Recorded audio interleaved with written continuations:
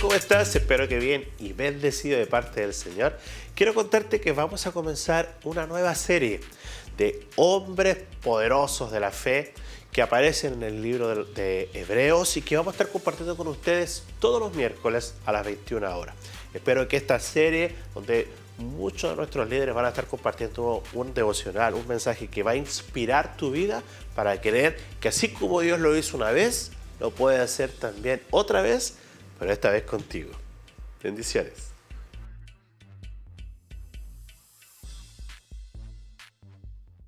Hola, ¿cómo están? Hoy día vamos a compartir sobre hombres de la fe, específicamente sobre el profeta Ezequiel.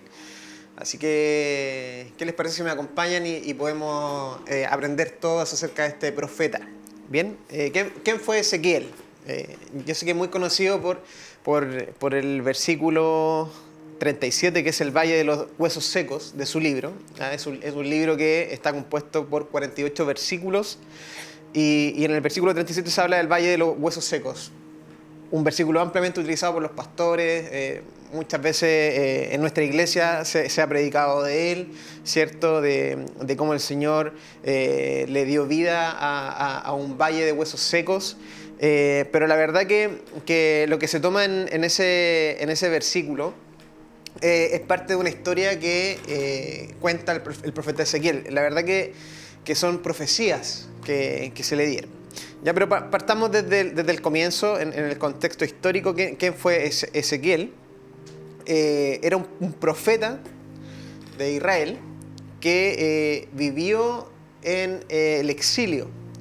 Babilonia invadió Israel y la verdad que tomó a gente cautiva y la llevó a vivir acá, y se queda a orillas de un río. Entonces, ¿qué le parece si vemos o leemos la primera parte del versículo para poder entender cómo es el comienzo de la historia de Ezequiel? Dice: en el día quinto del mes cuarto del año 30, mientras me encontraba entre los deportados a orillas del río Quebar, los cielos se abrieron y recibí visiones de Dios. Bien, entonces en esa parte, en el primer versículo, ¿cierto?, nos dice que en el día quinto del mes cuarto del año 30, mientras me encontraba entre los deportados a orillas del río. Ahí confirma, ¿cierto?, que él estaba entre un grupo que había sido exiliado.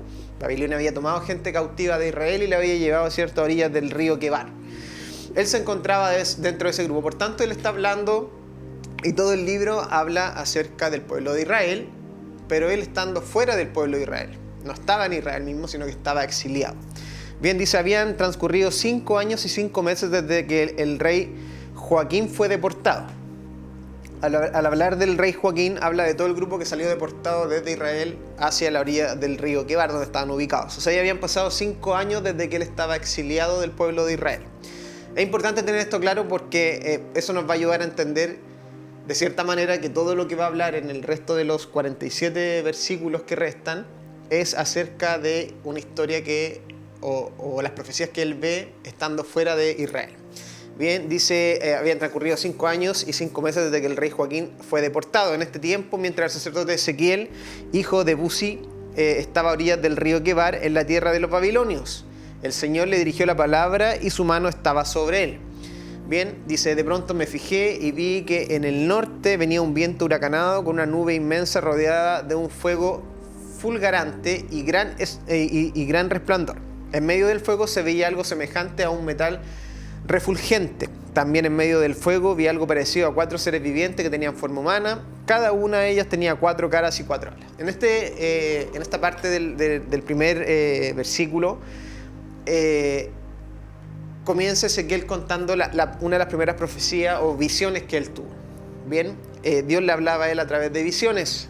Así que Ezequiel, y la invitación es también para ustedes que puedan leer el libro. Es un libro tal vez complejo desde el punto de vista teológico, porque mucha información que él entrega está dada en parábolas, ¿cierto? Hay ciertas partes que son estilo de poemas, entonces no es fácil de entenderlo.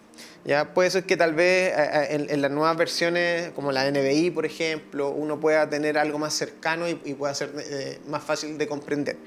Pero es un libro doctrinalmente también interesante porque habla acerca de la historia de Israel acá va a hablar mucho sobre el pueblo de Israel que estaba pecando.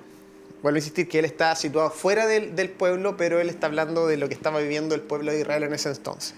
Bien, entonces los primeros versículos del 1 al 11 habla acerca de visiones, habla acerca de los errores que estaba cometiendo el pueblo.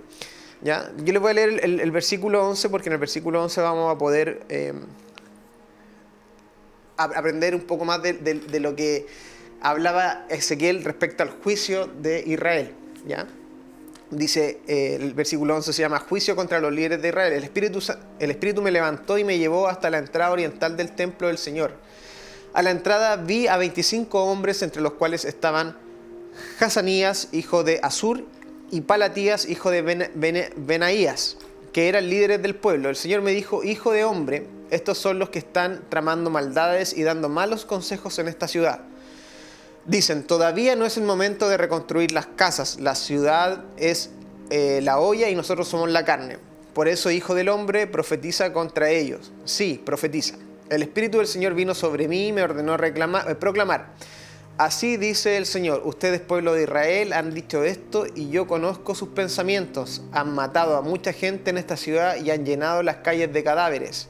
Por eso yo, el Señor y Dios, les digo, los cadáveres que ustedes han arrojado son la carne y la ciudad es la olla, pero yo los sacaré de ahí.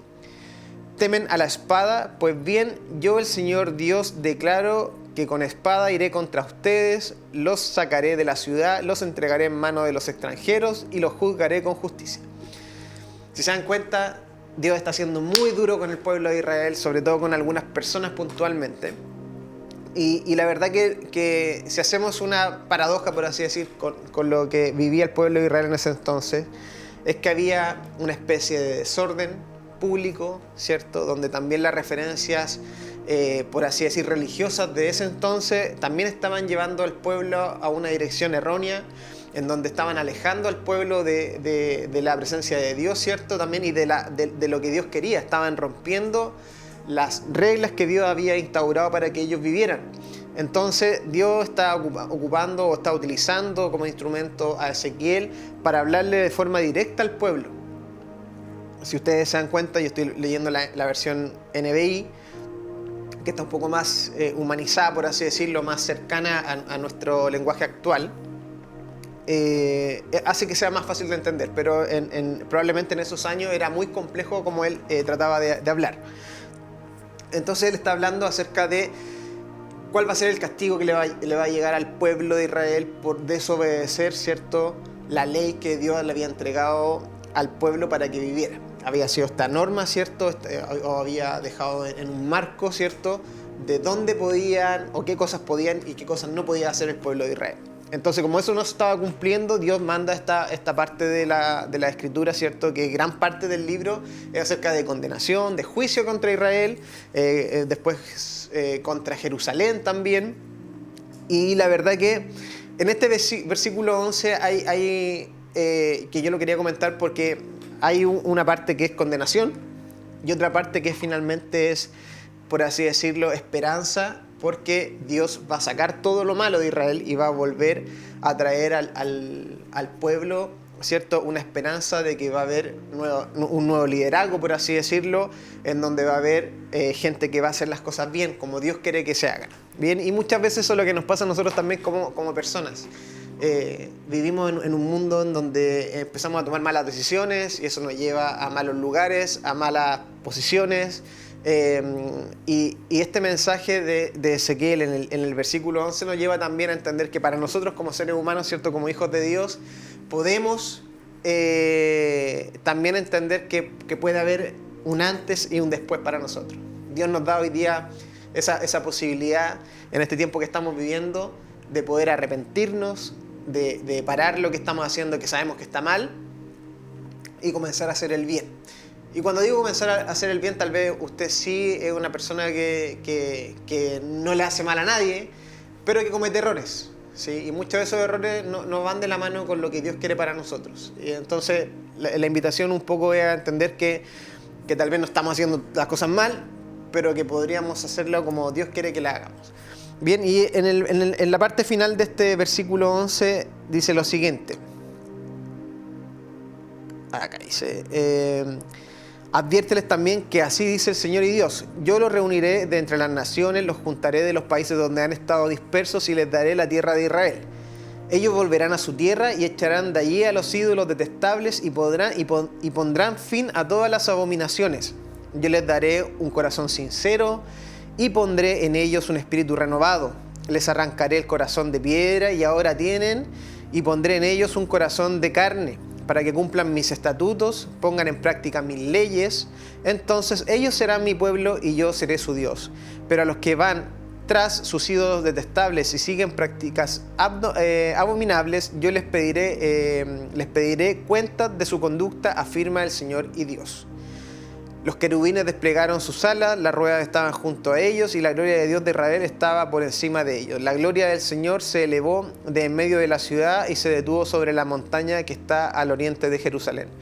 En una visión, el Espíritu me levantó y me trasladó hasta donde estaban los exiliados de Babilonia. Y la visión terminó. Entonces comuniqué a los exiliados todo lo que el Señor me había revelado. Así termina el versículo 11, dando fin a esta visión que había tenido Ezequiel. Y también que tenía una tarea, una misión de entregar todo lo que Dios le estaba hablando a través de la visión al pueblo, directamente al pueblo. Bien, en específico acá dice que él se lo comunicaba a los exiliados que estaban con él, ¿cierto?, en las orillas del río. Y estas noticias llegaban igual a Israel. Bien, así que como les decía, el versículo 11 entrega juicio, castigo, y después termina, ¿cierto?, con el mensaje de esperanza de decir, bueno, todo lo que está malo va a volver al origen, voy a renovar a la gente que vive en Israel y voy a traer en ellos nuevamente gente que va a obedecer la ley, ¿cierto? Y voy a volver a ser su Dios. Bien, entonces eso era un poco lo que quería compartir con ustedes del versículo 11, porque es importante entender que siempre Dios tiene ese plan, sabe que nosotros estamos cometiendo un error y que tenemos que volver a encaminarnos en el camino del bien. Bien, ¿qué sigue a continuación? Sigue Ezequiel, ¿cierto?, hablándole de juicio al pueblo, y luego en los versículos 37 y 38 vuelve a hablar nuevamente de la esperanza de que va a venir un tiempo de renovación. El mismo versículo del Valle de los Huesos Secos habla de lo mismo, ¿cierto?, que él levanta gente, que nuevamente el aliento de vida que entrega Dios hace que se regeneren estos cuerpos que estaban, ¿cierto?, en un valle de huesos secos, y se vuelve a instaurar estas personas. Habla un poco de eso, de la renovación. Bien, así que Ezequiel nos enseña eso, cómo el pueblo de Israel, en lo puntual de cada versículo, estaba pecando, no estaba siguiendo las leyes que Dios había entregado, ¿cierto? Y cómo Dios se había alejado. En la visión inclusive habla al comienzo de una especie de estructura en la que viene el Señor a través de un trono, que era muy parecido a lo que había en el arca del templo de Israel. Y la verdad que muestra cómo en la visión Dios llega y se va. ¿Por qué? Porque Dios ya se estaba alejando del pueblo de Israel al estar ellos cometiendo tanto pecado, cierto adulterio y un montón de pecados que estaban viviendo en el pueblo de Israel. Inclusive en algunos versículos lo compara con ser peor que el pueblo de Sodoma y Gomorra.